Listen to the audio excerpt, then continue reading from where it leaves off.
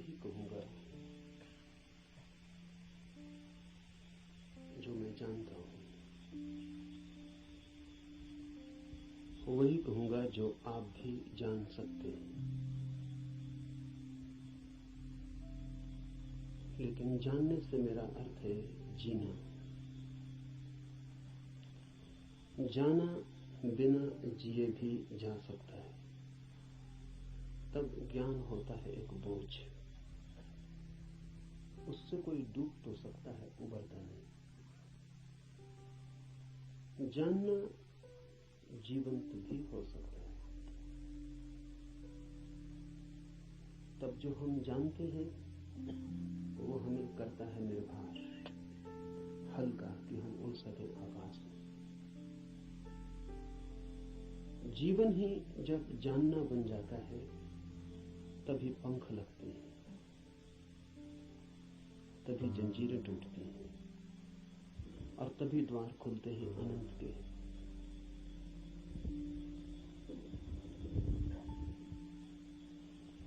लेकिन जानना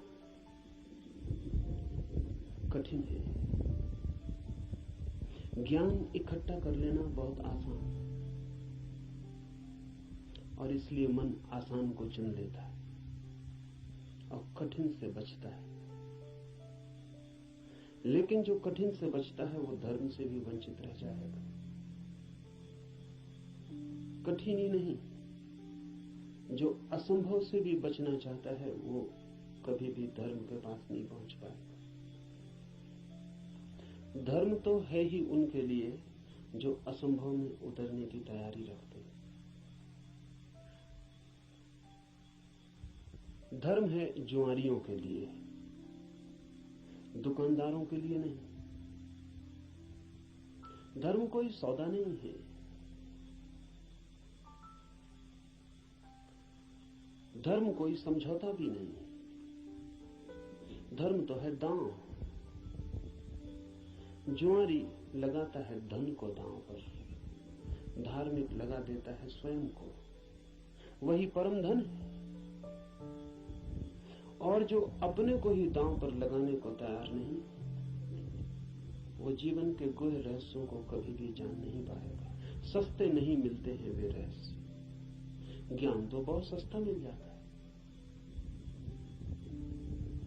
ज्ञान तो मिल जाता है किताब में, शास्त्र में, शिक्षा में, शिक्षक के पास। ज्ञान तो मिल जाता है करीब करीब मुफ्त, कुछ चुकाना नहीं पड़ता है।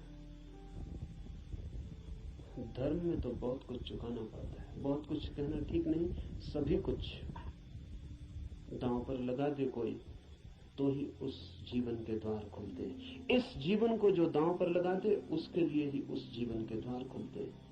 इस जीवन को दांव पर लगा देना ही उस जीवन के द्वार की कुंजी है। लेकिन ज्ञान बहुत सस्ता है, इसलिए मन सस्ते रास्ते को चुन लेता है, सुगम को। सीख लेते हैं हम बातें, शब्द, सिद्धांत, और सोचते हैं जान लिया। अज्ञान बेहतर है ऐसे ज्ञान से। अज्ञानी को कम से कम इतना तो पता है कि मुझे पता नहीं। इतना सत्य तो कम से कम उसके पास है। जिन्हें हम ज्ञानी कहते हैं उनसे ज्यादा असत्य आदमी खोजने मुश्किल। उन्हें यह भी पता नहीं है कि उन्हें पता नहीं। सुना हुआ, याद किया हुआ, कंठस्थ हो गया, धोखा देता है। ऐसा लगता है मैंने भी जान लिया। मैं आपसे वही कहूंगा जो मैं जानता हूं, क्योंकि उसके कहने का ही कुछ मूल्य है। क्योंकि जिसे मैं जानता हूं, अगर आप तैयार हो तो उसकी जीवंत चोट आपके हृदय के तारों को भी हिला सकती है।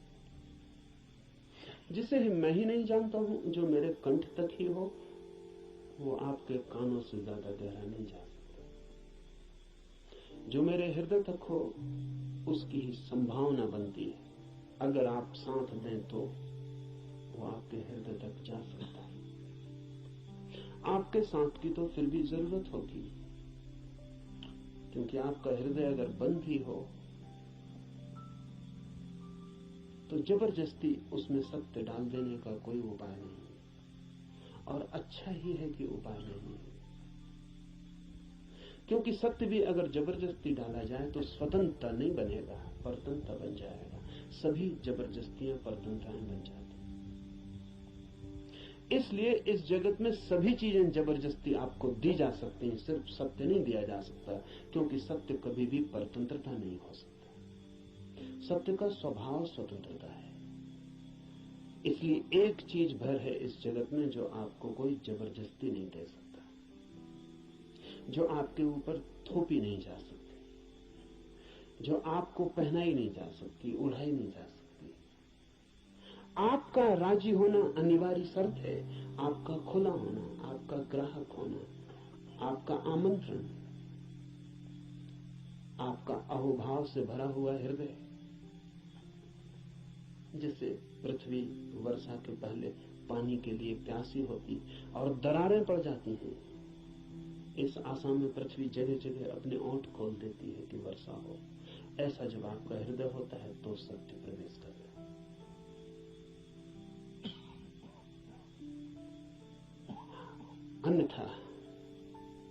अन्यथा सत्य आपके द्वार से भी आकर लौट जाता है। बहुत बार लौटा है, बहुत जन्मों जन्मों में। आप कुछ नए नहीं, इस पृथ्वी पर कुछ भी नया नहीं, सभी बहुत पुराने हैं। आप बुद्ध के चरणों में भी बैठ के सुने हैं, आपने कृष्ण को भी देखा है, आप जीसस के पास भी उठे बैठे हैं, लेकिन फिर भी वंचित रह गए, क्योंकि कभी भी आपका हृदय तैयार नहीं था। आपके पास से बुद्ध की सरिता बहती निकल गई है, महावीर की सरिता बहती निकल गई, आप प्यासे रह गए।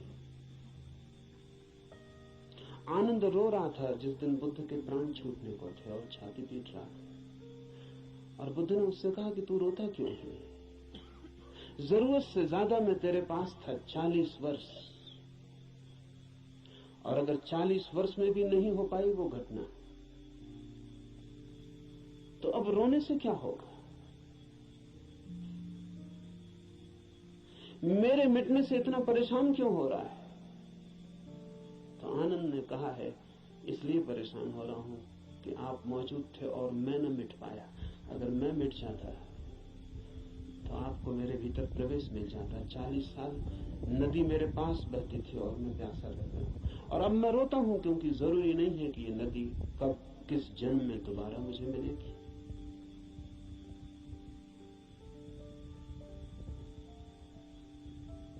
आप कुछ नए नहीं हैं। आपने बुद्धों को दफनाया, महावीरों को दफनाया, जीसस, कृष्ण, क्राइस्ट, सबको आप दफना के जी रहे हैं। उनकी वो हार गए आपसे। आप काफी पुराने, जब से जीवन है तब से आप हैं। अनंत यात्रा है। कहां हो जाती होगी चूक? बस यही हो जाती है कि आप खुले ही नहीं, बंद। मैं तो आपसे वही कहूंगा जो मैंने जाना है।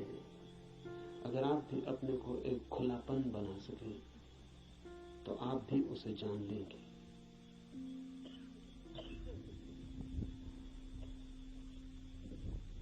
और ऐसा नहीं है कि कोई कठिनाई है बहुत, एक ही कठिनाई है और वो आप हैं। कुछ लोग कुतूहल से चलते हैं,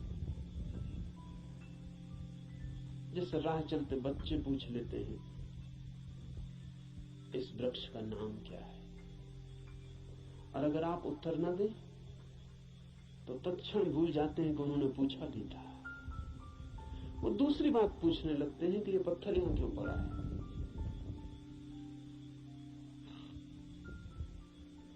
पूछने के लिए पूछते हैं, जानने के लिए नहीं पूछते। बिना पूछे नहीं रह सकते हैं, इसलिए पूछते हैं, जानने के लिए नहीं पूछते। जो लोग कुतूहल से जी रहे हैं वो अभी भी बचकाने, अगर आप ऐसे ही पूछ लेते हैं कि ईश्वर क्या है, जैसे कि कोई बच्चा राह चलती दुकान देख के पूछ लेता हो कि ये खिलौना क्या है, तो आप अभी बच्चे हैं। और बच्चा तो माफ किया जा सकता है, आप माफ नहीं किए जा सकते। कुतूहल नहीं चलेगा। धर्म कोई खिलवाड़ नहीं है बच्चों का। और फिर उत्तर भी मिल जाए तो उससे कोई प्रयोजन नहीं है। बच्चे का मजा पूछने में है। उसने पूछा, यही उसका मजा है। आप उत्तर देंगे भी तो उस उत्तर में उसे कोई बहुत रस नहीं है। क्या बात? मनस्विद कहते हैं कि बच्चे नया नया बोलना सीखते हैं तो अपने बोलने का अभ्यास करते हैं पूछ पूछ कर। जैसे बच्चा नया नया चलना सीखता है तो बार बार उठ के चलने की कोशिश करता है, बोलना सीखता है तो बार बार बोलने की कोशिश करता है। इसलिए बच्चे एक ही बात को कई दफा कहते हैं। इसलिए कई दफा कहते हैं क्योंकि उन्हें बोलने का एक नया अनुभव, एक नया आयाम मिला है। उस नए आयाम में वे तैर के अभ्यास कर रहे हैं। इसलिए कुछ भी पूछते हैं, कुछ भी बोलते हैं। अगर आप भी धर्म की दुनिया में कुछ भी पूछ रहे हैं, कुछ भी बोल रहे हैं, कुछ भी सोच रहे हैं, और कोई गहरी जिज्ञासा नहीं है, बस कुतूहल है, तो अभी आप और कुछ बुद्धों को दफनाएंगे। अभी और न मालूम कितने बुद्धों को आपके साथ मेहनत करनी पड़ेगी।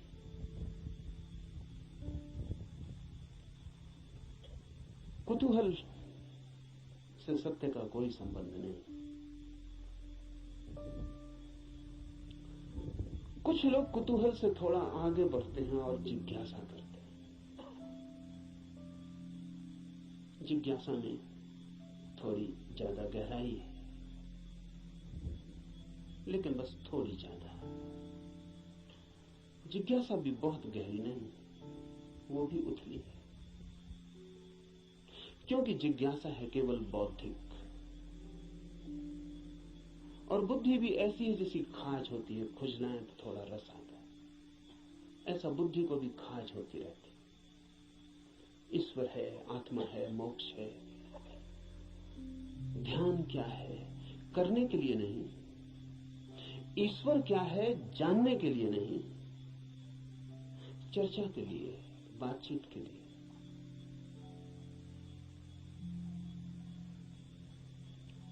एक बौद्धिक मजा है, एक बौद्धिक व्यायाम है। तो लोग ऊंची बातें करते हैं, लेकिन उन बातों पर कभी भी कोई दांव नहीं लगाते। ईश्वर है या नहीं, इससे कोई प्रयोजन नहीं है। और ईश्वर हो तो, ईश्वर न हो तो वे जैसे हैं वैसे ही बने रहते हैं। ये बड़े मजे की बात है। एक आदमी मानता है कि ईश्वर है और एक आदमी मानता है कि ईश्वर नहीं, और दोनों की जिंदगी बराबर एक सी। कोई गाली दे तो उसे भी क्रोध आता है जो मानता है कि ईश्वर है, और उसे भी क्रोध आता है जो मानता है कि ईश्वर नहीं। बल्कि कई दफे तो ये देखा जाता है कि जो मानता है ईश्वर है उसे ज्यादा क्रोध आता है, क्योंकि जो मानता है कि ईश्वर नहीं है वो ज्यादा से ज्यादा क्या कर सकता है? आपका गाली दे सकता है, मार सकता है, हत्या कर सकता है। लेकिन जो मानता है ईश्वर है वो आपको नरक तक में सड़ा सकता है। उसके पास ज्यादा उपाय क्रोधित होने के। अगर ईश्वर के मानने और न मानने से कोई भी अंतर जीवन में न पड़ता हो तो उसका अर्थ है कि ये ईश्वर से कोई संबंध नहीं है, बौद्धिक बातचीत है।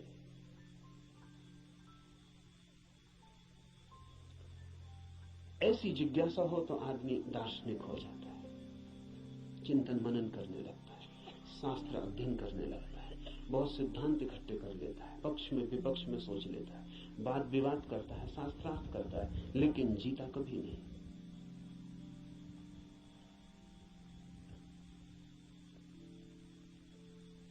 अगर आप भी सिर्फ जिज्ञासा से भरे हैं तो यात्रा नहीं होगी। जिज्ञासा से भरे हुए लोग वे हैं जो मील के पत्थर के पास बैठ जाते हैं और पूछते हैं मंजिल क्या है, कितनी दूर है, और सदा यही पूछते हैं, लेकिन कभी उठ के चलते नहीं। जानते तो आप भी कितना है, क्या कमी है जानने में? करीब करीब सभी कुछ जानते हैं। जो बुद्ध ने जाना हो, महावीर ने, कृष्ण ने जाना हो, वो सभी आप भी तो जानते हैं। गीता में पढ़ के आपको ऐसा नहीं लगता कि ये बातें तो हमें भी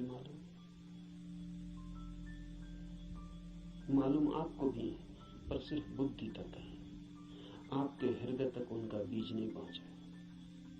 और बुद्धि पर रखे हुए विचार वैसे ही होते हैं जैसे पत्थर पे कोई बीज को रखते हैं। बीज तो होता है लेकिन पत्थर पे रखा रहता है, अंकुर नहीं फूट सकता। अंकुर फूटना हो तो बीज को पत्थर से गिरना पड़े, जमीन खोजनी पड़े, और जमीन की भी ऊपर की सतह ठीक नहीं है क्योंकि और गीली जगह चाहिए, तो थोड़ा जमीन के भीतर पहुंचना पड़े जहां थोड़ी पानी की सुविधा हो, थोड़ा रस बहता हो। बुद्धि पर पत्थर की तरह बीज रख जाते हैं, हृदय तक जब तक न गिर जाए तब तक गीली जगह नहीं मिलती। हृदय में थोड़ा रस बहता है, थोड़ा प्रेम, वहां थोड़ा पानी है, वहां कोई बीज गिरे तो अंकुरित होता है, नहीं तो कभी अंकुरित नहीं होता। जिज्ञासु व्यक्तियों के पास बहुत कुछ होता है, लेकिन पत्थर पर रखे हुए बीजों की भांति। जमीन भी ज्यादा दूर नहीं होती, लेकिन थोड़ी यात्रा भी मुश्किल है, चलना बिल्कुल नहीं है, तो पत्थर पर ही बीज रखा रह जाता है। इतनी यात्रा तो करनी ही पड़ेगी कि बीज पत्थर से नीचे गिरे, जमीन पर आए, जमीन में जगह खोजे, थोड़ी गीली भूमि को पाए, थोड़ा छिप जाए अंधेरे में। ध्यान रहे, जगत में जो भी जन्म पाता है वो गहन, मौन, एकांत, अंधेरे को चाहता है। बुद्धि में तो जितनी चीजें रखी हैं वो सब खुले प्रकाश में रखी हैं, वहां अंकुर नहीं होते। हृदय है, आपके भीतर गीली जमीन है छिपी हुई, वहां कुछ पैदा होता है। इसलिए जो सिर्फ जिज्ञासा से जीते हैं वे विद्वान बन जाते हैं, पंडित बन जाते हैं, ज्ञानी बन जाते हैं, लेकिन कुछ अंकुरित नहीं होता उनके भीतर। कोई नया जन्म, कोई नया जीवन, कोई नए फूल, कुछ भी नहीं। एक और जिससे संबंध है हमारा, एक और भी दिशा है खोज की, उसे हम कहते हैं मुमुक्षा। जानने की फिक्र नहीं है, जीने की फिक्र है। जानने की फिक्र नहीं है, होने की फिक्र है। ये सवाल नहीं है कि ईश्वर है, सवाल ये है कि क्या मैं ईश्वर हो सकता हूं। अगर ईश्वर हो भी और मैं ईश्वर न हो सकूं तो कोई सार नहीं है। सवाल ये नहीं है कि मोक्ष है, सवाल ये है कि क्या मैं भी मुक्त हो सकता हूं। अगर मैं मुक्त हो ही ना सकूं और मोक्ष हो भी कहीं तो क्या अर्थ है। ये बात नहीं है कि आत्मा है भीतर या नहीं, हो या ना हो। सवाल असली ये है कि क्या मैं आत्मा हो सकता हूं। मुमुक्षा है होने की खोज, और जब कोई होना चाहता है तब दांव पर लगना पड़ता है। इसलिए कहता हूं धर्म है जुआरियों का काम। वही कहूंगा जो मैं जानता हूं, जो जिया है। अगर आप तैयार हुए दांव पर लगाने को, तो जो मेरा अनुभव है वो आपका अनुभव भी बन सकता है। अनुभव किसी के नहीं होते, जो भी लेने को तैयार हो उसी के हो जाते हैं। सत्य पर किसी का कोई अधिकार नहीं, जो भी मिटने को राजी है वही उसका मालिक हो जाता है। सत्य तो उसका है जो भी उसे मांगने की तैयारी दिखलाता है, जो भी अपने हृदय के द्वार खोलता है और उसे पुकारता है।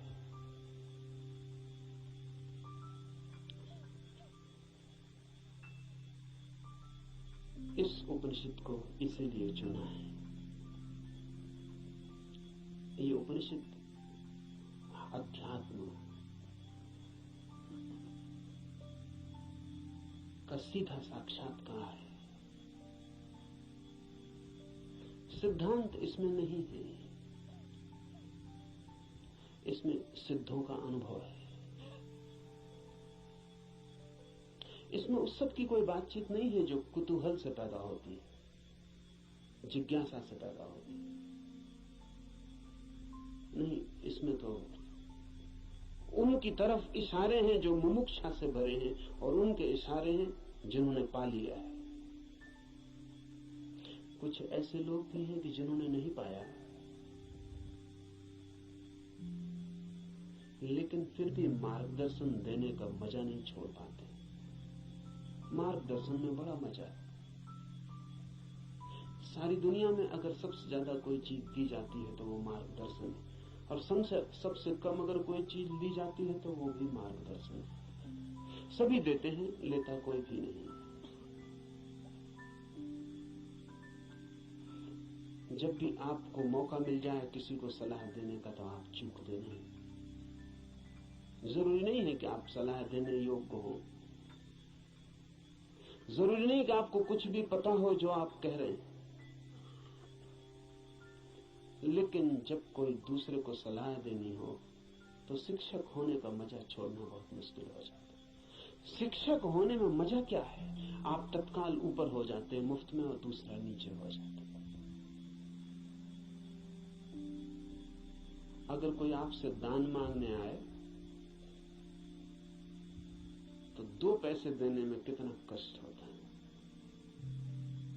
क्योंकि कुछ देना पड़ता है जो आपके पास है। लेकिन सलाह देने में जरा भी कष्ट नहीं होता, क्योंकि जो आपके पास है ही नहीं उसको देने में कष्ट क्या है? आपका कुछ खो ही नहीं रहा है, बल्कि आपको कुछ मिल रहा है, मजा मिल रहा है, अहंकार मिल रहा है। आप भी सलाह देने की हालत में हैं आज, और दूसरा लेने की हालत में है। आप ऊपर हैं, दूसरा नीचे है।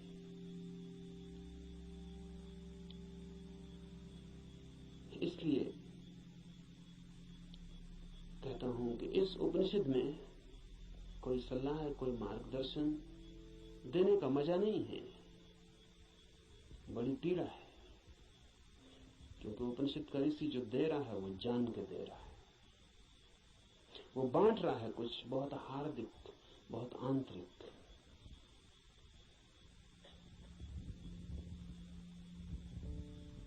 संक्षिप्त इशारे हैं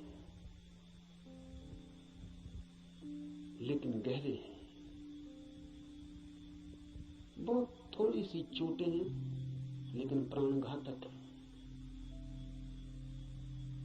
और अगर राजी हो तो तीर सीधा हृदय में चुभ जाएगा और जान लिए बिना न रहेगा, जान ही ले लेगा। इसलिए थोड़ा सावधान, थोड़ा सचेत, क्योंकि ये सौदा ही खतरनाक है। इसमें पागल हुए बिना कोई मार्ग ही नहीं है। इसमें अपने को मिटाए बिना पाने का कोई उपाय ही नहीं है। यहां तो खोने वाले ही बस पाने वाले बनते हैं। और इसीलिए इस उपनिषद को भी चुन लिया है। ऐसे तो सीधा ही आपसे कह सकता हूं, कोई कारण इस उपनिषद को चुनने का नहीं है, बहाना, आड़। क्योंकि तीर सीधा मारो आदमी बच सकता है, उपनिषद की आड़ से थोड़ी सुविधा रहेगी, इसलिए चुन लिया है कि आपको ऐसा भी पता नहीं लगेगा कि मैं कोई सीधे ही आपको तीर मार रहा हूं। तो बचने का जरा उपाय कम हो जाता है। सभी शिकारी जानते हैं कि थोड़ी आड़ से शिकार ठीक होती है। ये उपनिषद सिर्फ आड़ है और इससे कुछ लेना देना ज्यादा नहीं। जो मैंने जाना है वही कहूंगा, लेकिन उसमें और उपनिषद में कोई अंतर नहीं है, क्योंकि इस उपनिषद के ऋषि ने जो कहा है वो जानकर ही कहा है।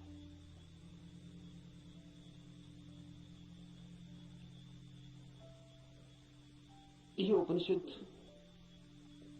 अध्यात्म की सूक्ष्मतम रहस्यों का उद्घाटन है। लेकिन अगर मैं उपनिषद पर ही बात करता रहूं तो डर है कि बात ही रह जाए। इसलिए चर्चा तो पृष्ठभूमि होगी।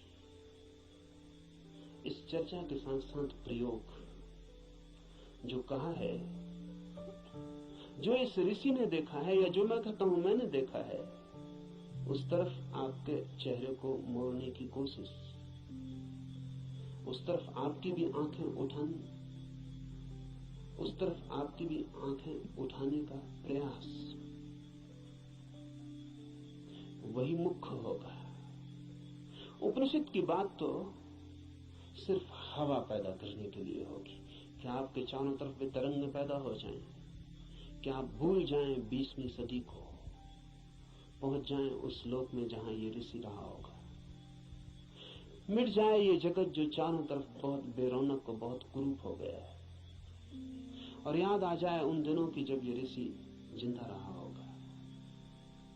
एक हवा, एक वातावरण, बस उसके लिए उपनिषद। पर उतना काफी नहीं है, जरूरी है, काफी नहीं है। तो जो मैं कहता हूं, अगर आप उसको सुन के ही रुक जाते हैं तो मैं मानूंगा आपने सुना भी नहीं, क्योंकि सुन के जो चलता नहीं है, मैं नहीं मान सकता कि उसने सुना है। अगर आप सोचते हैं कि सुन के आपकी समझ में आ गया, इतनी जल्दी मत करना। सुन के समझ में आता होता तो हम कभी के समझ गए होते। सुन के ही समझ में आता होता तो इस दुनिया में समझदारों की कमी ना होती, ना समझ खोजना मुश्किल हो जाता। मगर ना समझ ही ना समझ, सुन के कुछ भी समझ में नहीं आता। सुन के सिर्फ शब्दों पे मुट्ठियां बन जाती, सुन के नहीं, करके ही समझ में आता है। इसलिए सुनना करने के लिए, समझने के लिए नहीं। सुनना करने के लिए, करना समझने के लिए। सुन के ही सीधा मत सोच लेना कि समझ गए। वो बीच की कड़ी के बिना कोई भी उपाय नहीं है, कोई भी रास्ता नहीं। लेकिन मन कहता है कि समझ गए, अब करने की क्या जरूरत है। मंजिलें चल के पहुंची जाती हैं। सब भी समझ लिया हो, यात्रा पथ पूरा स्मृति में आ गया हो, पूरा नक्शा जेब में हो, फिर भी बिना चले कोई मंजिल तक कभी पहुंचता नहीं। लेकिन सपना देखा जा सकता है। कोई आदमी यहीं सो जाए और सपना देख सकता है कहीं भी पहुंचने का। मन सपना देखने में बड़ा कुशल है। और ऐसा मत सोचना कि आप ही ऐसे सपने देखते हैं। जिनको आप बहुत बुद्धिमान कहते हैं, वे भी इसी तरह के सपने देखते रहते हैं। साधु हैं, सन्यासी हैं, महात्मा हैं, वर्षों से खोज में लगे हैं, लेकिन कहीं इंच भर नहीं पहुंचते, यात्रा ही नहीं करते। वो जो वर्षों से खोज में लगे हैं, वो सारी की सारी खोज वर्तुलाकार है। बुद्धि में ही वर्तुल बन जाता है, भंवर बन जाता है। उसी भंवर में घूमते रहते हैं। फिर उस भंवर में सब समा जाता है। वेद समा जाते हैं, उपनिषद समा जाते हैं, कुरान है, बाइबलें समा जाती हैं। उस भंवर में सब समा जाता है, लेकिन एक इंच भी गति नहीं होती। उपनिषद की हम चर्चा करेंगे, उपनिषद समझाने के लिए नहीं, उपनिषद बन जाने के लिए। यहां सुन के कुछ कंठस्थ हो जाए और आप भी बोलने लगे तो मैंने आपका नुकसान किया, मैं फिर आपका मित्र साबित न हुआ। यहां सुन के आप जो सुना है वो बोलने लग जाएं तो कोई मूल्य नहीं है। यहां सुन के आपको भी वो हो जाए, आप भी वो देख लें, वो आंख आपकी भी खुल जाए, तो ही ऐसा समझें। एक कवि गीत गाता है किसी फूल के संबंध में। गीत में बड़ा माधुर्य हो सकता है, छंद हो सकता है, लय हो सकती है, संगीत हो सकता है। गीत की अपनी खूबी है, लेकिन गीत कितना ही गाए उस फूल को और कितना ही गुनगुनाए, तो भी गीत गीत है, फूल नहीं। और लाखों गति और लाखों छंद, तो भी गीत गीत है, फूल की सुगंध नहीं। और आप उसी गीत से तृप्त हो जाएं तो आप भटक गए। उपनिषद गीत है किसी फूल का जिसे आपने देखा नहीं अभी। गीत गजब का है, गाने वाले ने देखा है, पर गीत से तृप्त मत हो जाना। गीत फूल नहीं है। ऐसा भी हो जाता है कि कभी कभी आप फूल के पास भी पहुंच जाते हैं। कभी कभी फूल की एक झलक भी मिल जाती है, अचानक, आकस्मिक। क्योंकि फूल कोई विजाती ही नहीं है, आपका स्वभाव है, आपके बिल्कुल निकट है, किनारे किनारे है। कभी कभी छू जाता है बिना आपके, बावजूद आपके।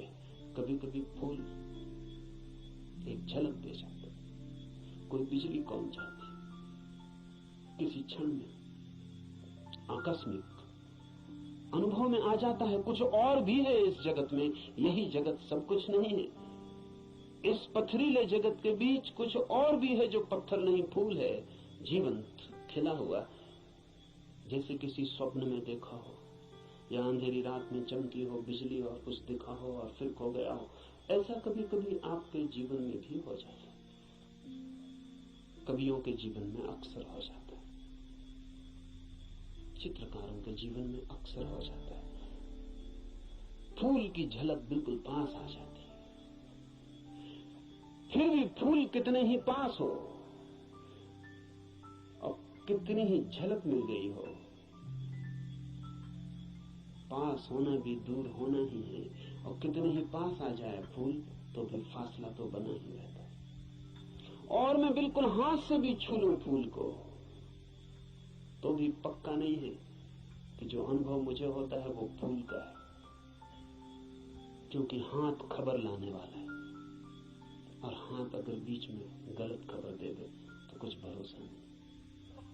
और हाथ सही ही खबर देगा, इसको मानने का कोई कारण नहीं।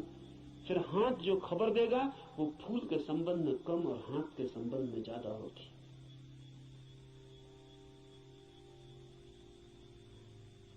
फूल ठंडा मालूम पड़ता है, जरूरी नहीं कि फूल ठंडा हो सकता है हाथ गर्म हो, इसलिए फूल ठंडा मालूम पड़ता है। खबर हाथ के संबंध में, क्योंकि खबर जब भी किसी माध्यम से आती तो सापेक्ष होती है, पक्का नहीं हुआ जा सकता। पोपोफ का मैं एक संस्मरण पढ़ रहा था। पोपोफ एक साधिका थी और गहरी साधिका थी, और पियोत्र दिमित्रोविच ऑस्पेंस्की के पास साधना करते थे। एक दिन बैठी थी पास, एक सज्जन ने आके ऑस्पेंस्की से पूछा कि ईश्वर है या नहीं। तो ऑस्पेंस्की ने कहा कि ईश्वर नहीं। फिर ऑस्पेंस्की थोड़ी देर रुका और उसने कहा कि लेकिन मैं कोई गारंटी भी नहीं कर सकता।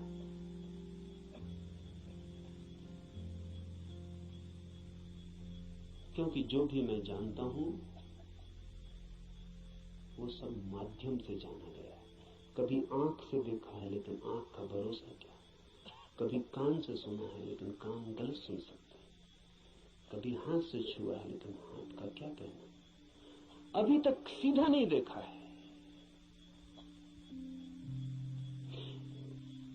अभी तक आमने सामने नहीं हुआ हूं, इसलिए कोई गारंटी भी नहीं। अभी तक जो भी जाना है उसमें मुझे ईश्वर का कोई अनुभव नहीं हुआ, लेकिन जरूरी नहीं कि ईश्वर ना हो। इससे सिर्फ मेरी खबर मिलती कि मेरे अनुभव क्या है, इसलिए मैं कोई गारंटी नहीं कर सकता कि नहीं ही है। इसलिए मुझ पर भरोसा करके मत रुक जाना, खोजना। जब भी माध्यम से कुछ घटता है तो भरोसे का नहीं। अगर फूल के बिल्कुल पास भी पहुंच जाएं तो भी आंख देखती है, हाथ छूते हैं, सुगंध नाक में आती है, ये भी दूरी का अनुभव है। तो कभी कभी कोई कवि उस परम फूल के इतने पास पहुंच जाता है तो उसकी गीत में उतर आती है गूंज उसकी, लेकिन फिर भी बुद्ध नहीं है वो, महावीर नहीं है वो। महावीर कौन है, बुद्ध कौन है? बुद्ध है वो चैतन्य जो फूल ही हो गया। इतनी भी दूरी न रही कि फूल को देखा हो, फूल ही हो गया। फूल होकर ही पूरी तरह जाना जा सकता है क्या है। उपनिषद के ऋषि की बात है, गीत है किसी फूल के संबंध में, उसे गुनगुनाना, मिठास है बड़ी उसमें, स्वाद है उसमें बहुत, लेकिन वो फूल नहीं है, गीत ही है। अगर प्रयास करेंगे तो कभी कभी झलक भी मिलेगी। मेरे पास लोग आते हैं, वो कहते हैं ध्यान में बड़ी झलक मिली, लेकिन फिर खो गई। अनंत प्रकाश हो गया था, फिर खो गया। आनंद ही आनंद हो गया था, लेकिन अब कहां है? अब खोजते हैं और नहीं मिलता। झलक का मतलब है पास पहुंच गए थे, झलक तो खो ही जाएगी। इसलिए ध्यान ज्यादा से ज्यादा झलक ही दे सकता है। उस पर भी मत रुक जाना कि उसी झलक को पकड़ के बार बार खोजते रहना है। ध्यान का तो मूल्य इतना है कि झलक मिल जाए, फिर आगे जाना है समाधि में, ताकि आप फूल ही हो जाएं।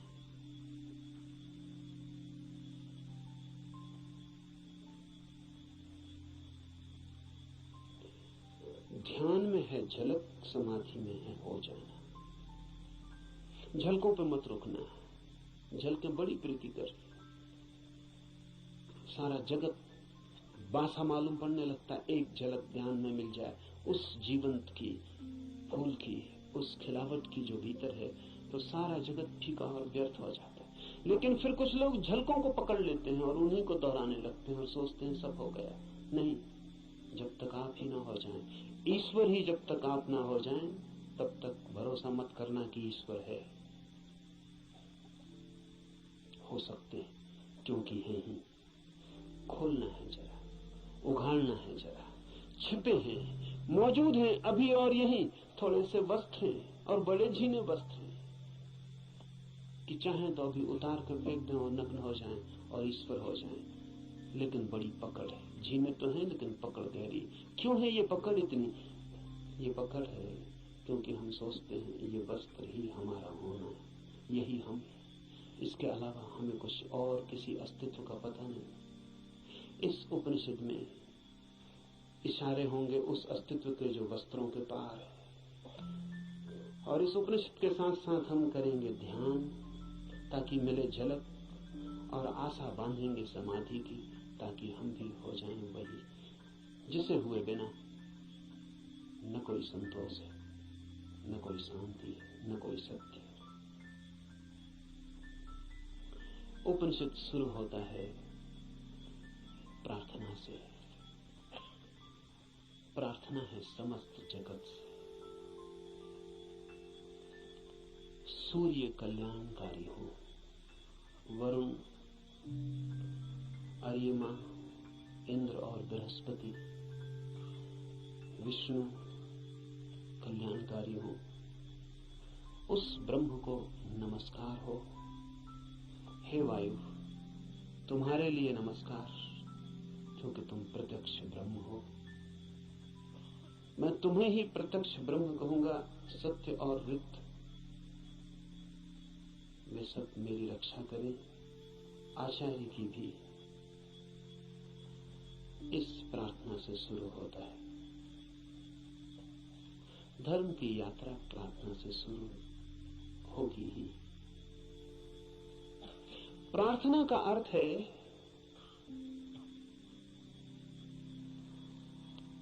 आस्था, आशा। प्रार्थना का अर्थ है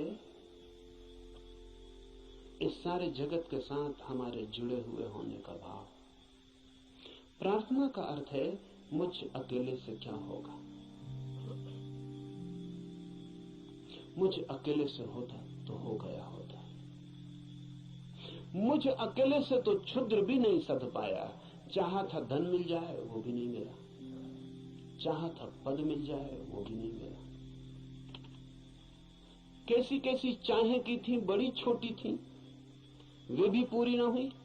मुझ अकेले से तो संसार भी ना सधा। तो सत्य की ये महायात्रा मुझ अकेले से हो सकेगी? अकेले अकेले तो मैं संसार में भी हार गया हूं। सभी हारे हुए हैं संसार में। जो जीते हुए दिखाई पड़ते हैं वे भी, बस वे दूसरों को जीते हुए दिखाई पड़ते हैं, खुद तो बिल्कुल हारे हुए हैं।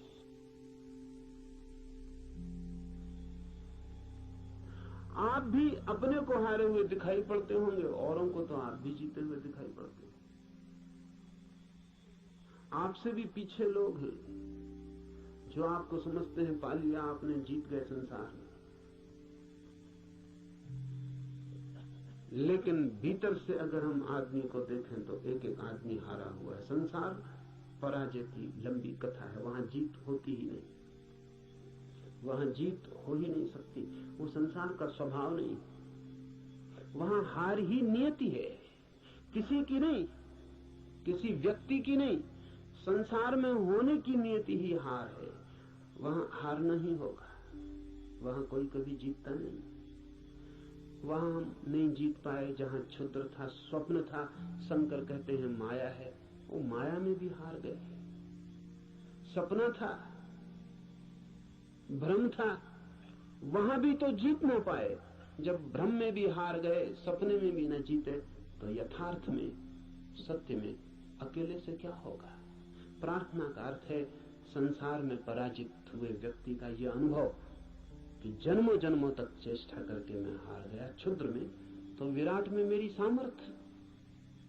इसलिए प्रार्थना, इसलिए सारे जगत को पुकारा है ऋषि ने कि मुझे साथ देना। सूर्य को पुकारा है, वरुण को पुकारा, ये सब नाम है, प्रतीक है जीवन की समस्त शक्तियों की।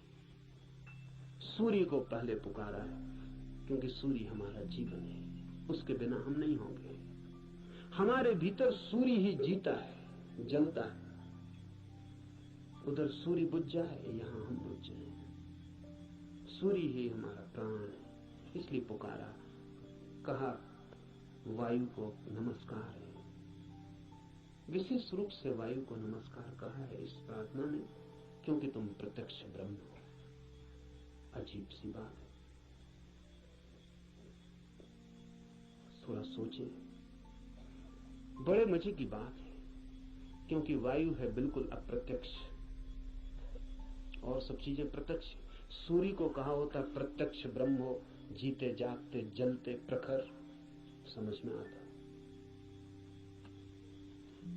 सूर्य को नहीं कहा प्रत्यक्ष ब्रह्म, कहा वायु को जो बिल्कुल दिखाई पड़ती नहीं, बिल्कुल अप्रत्यक्ष। कहां है प्रत्यक्ष वायु? सिर्फ अनुमान है कि है, लगता है कि है, भासता है कि है, दिखाई तो पड़ती नहीं। आंख के सामने कहां है? प्रत्यक्ष का मतलब है आंख के सामने है। जो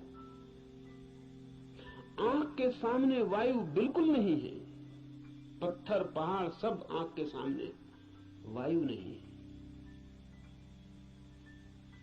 लेकिन ऋषि कहता है हे वायु नमस्कार तुम्हें, क्योंकि तुम प्रत्यक्ष ब्रह्म हो। इसलिए कहा कि वायु जैसे दिखाई नहीं पड़ती और है, और आंख को दिखाई नहीं पड़ती फिर भी आंख को छू रही है प्रतिपल। ऐसा ही परम सत्य है, दिखाई नहीं पड़ता, छू रहा है प्रतिपल। वायु दिखाई नहीं पड़ती क्योंकि हमारे पास देखने वाली आंख नहीं है। वायु तो यहां है, वायु के बिना तो हम भी नहीं हो सकते। वही तो हमारी श्वास में हमें संभाले, उसका ही आवागमन तो हमारा सारा जीवन है, जो इतने निकट है। श्वास है जो हमारी, वो भी दिखाई नहीं पड़ती क्योंकि हमारे पास आंखें बड़ी स्थूल है। तो हम जो बहुत मोटा मोटा है, स्थूल स्थूल है, वो देख लेते हैं। जो सूक्ष्म है वो हमें दिखाई नहीं पड़ता। वायु सूक्ष्मतम है, हमारे सामने मौजूद है, भीतर मौजूद है, बाहर मौजूद है, रोए रोए में मौजूद है और दिखाई नहीं पड़ती। इसलिए कहा कि तुम प्रत्यक्ष ब्रह्म हो, तुम ठीक ब्रह्म जैसी हो। वो भी यहाँ मौजूद है और दिखाई नहीं पड़ता, और रोए रोए में वही समाया है, रोआ रोआ वही है, और फिर भी उसका कोई पता नहीं चलता। इसलिए वायु को नमस्कार किया है कि हम वायु को तो जानते हैं, ब्रह्म को नहीं जानते। वायु से एक धागा जोड़ा है कि ब्रह्म भी ठीक वायु जैसा है। इसलिए मैं तुम्हें प्रत्यक्ष ब्रह्म कहूंगा। ऋषि कहता है वायु को सत्य और ऋत के नाम से भी कहूंगा, क्योंकि तुम ठीक उस जैसी हो जो है और जिसका हमें पता नहीं, जो हम स्वयं हैं और जिसका हमें पता नहीं, जो अभी और यहाँ सदा से मौजूद है और हमें उसका पता नहीं। लेकिन ये खोज पूरी हो सके अगर सब देवता रक्षा करें। देवता से अर्थ है सदा से जीवन की अनंत अनंत शक्तियां, और जीवन है एक विराट जाल अनंत शक्तियों का। आपका होना भी एक विराट जाल है अनंत शक्तियों का। मिलता है आप में सूर्य, मिलता है वरुण, मिलता है इंद्र, मिलती है वायु, मिलती है अग्नि, मिलती है पृथ्वी, सब कुछ मिलता है आकाश, सब आप में मिलते हैं। अगर एक व्यक्ति को हम पूरा का पूरा जान लें तो हमने बीज रूप में समस्त अस्तित्व को जान लिया। सब कुछ उसमें है, सबका दान उसमें है, सब मिलकर ही उसका अस्तित्व है। इन सबकी सहायता की प्रार्थना है, लेकिन क्या सूर्य सहायता करेगा?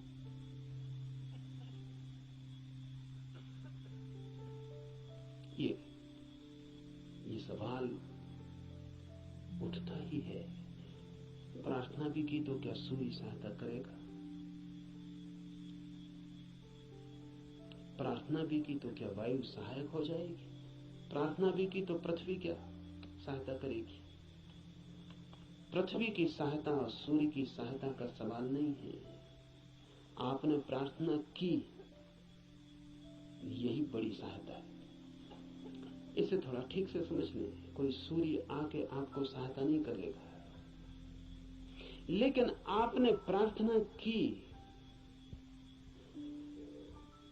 इसका जो परिणाम है वो सूर्य पर नहीं होगा, आप पर होगा।